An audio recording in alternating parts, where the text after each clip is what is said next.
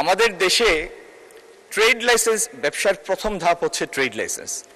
এই trade licence issue হয় কয়েক হাজার এন্টিটি থেকে।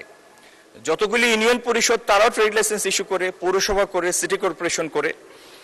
আগামী দিনে এই ট্রেড লাইসেন্সগুলির জন্য বাংলাদেশের কোনো অঞ্চলের কারো কোনো অফিসে যাওয়া লাগবে না। তারা একটা অনলাইন পোর্টালে ঢুকবে। আমার সদস্যরা কৃপণতায় ভুগছে মাননীয় স্পিকার।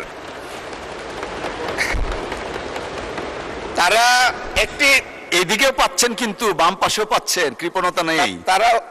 তারা একটা পোর্টালে ঢুকবে, ফি জমা দিবে, কোনো কাগজপত্র দরকার হলে সেটা জমা দিবে এবং ডাউনলোড হবে তার ট্রেড লাইসেন্স, সে প্রিন্ট করে নিয়ে বের হয়ে যাবে। যে জুরিসডিকশনের তার ব্যবসা, সেই জুরিসডিকশনে টাকাটা পৌঁছে যাবে, সেটা ইউনিয়ন হোক, পৌরসভা হোক, সিটি কর্পোরেশন হোক। মাননীয় স্পিকার, আগামী দিনে এই দেশের বিনিয়োগ পরিস্থিতি, আমাদের অর্থনীতিকে চাঙ্গা করার জন্য আমরা কয়েকটা সেক্টরকে চিহ্নিত করেছি, যেগুলি রিভাইভাল নিয়ে আমরা কাজ করছি। তার মধ্যে একটা হচ্ছে লেদার সেক্টর। চামড়া, আমাদের এখানে গত বেশ কয়েক বছর যাবৎ চামড়া রপ্তানির পরিমাণ আটকে আছে 1 বিলিয়নের মধ্যে। আমরা এইখানে শুধু কুরবানির সময় প্রায় 1 কোটি পশু জবাই হয়।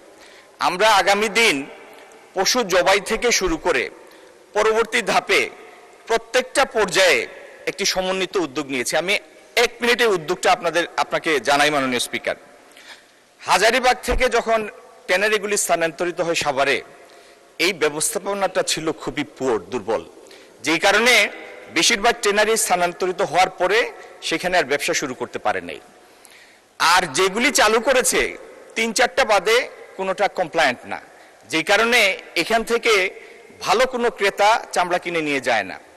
তো আমরা আগামী দিন যেটা উদ্যোগ নিয়েছি, সাভারের সিটিপি, এটি তো যেটা আছে সেটাকে আমরা কারেকশন করব, আরেকটি প্রয়োজনে করব, যাতে প্রত্যেকটা ট্যানারির এই নেটওয়ার্কের অন্তর্ভুক্ত হয় এবং প্রত্যেকটা ট্যানারিকে কারিগরি সহায়তা, আর্থিক সহায়তা দিয়ে আমরা প্রত্যেকটিকে LGW গোল্ড সনদ নিতে বাধ্য করব, অনুপ্রাণিতও করব, বাধ্যও করব, যাতে বাংলাদেশ থেকে যে চামড়া রপ্তানি হবে সেটা হাইয়েস্ট ভ্যালু অ্যাটেইন করতে পারে। এটা আমরা ইনশাল্লাহ এনশিওর করব।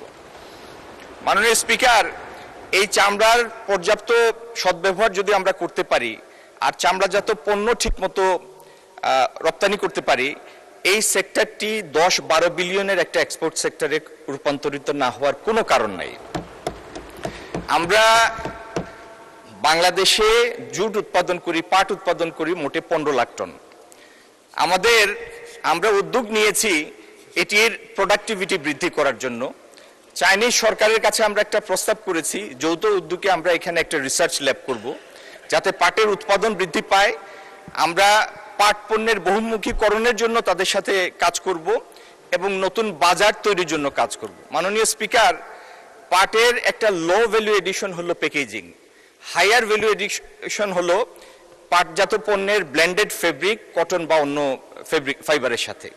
আমরা পাট পণ্য থেকেও যেন একটা মাল্টিবিলিয়ন সেক্টরের রিটার্ন পাই, সেই লক্ষ্যে আমরা কাজ করছি।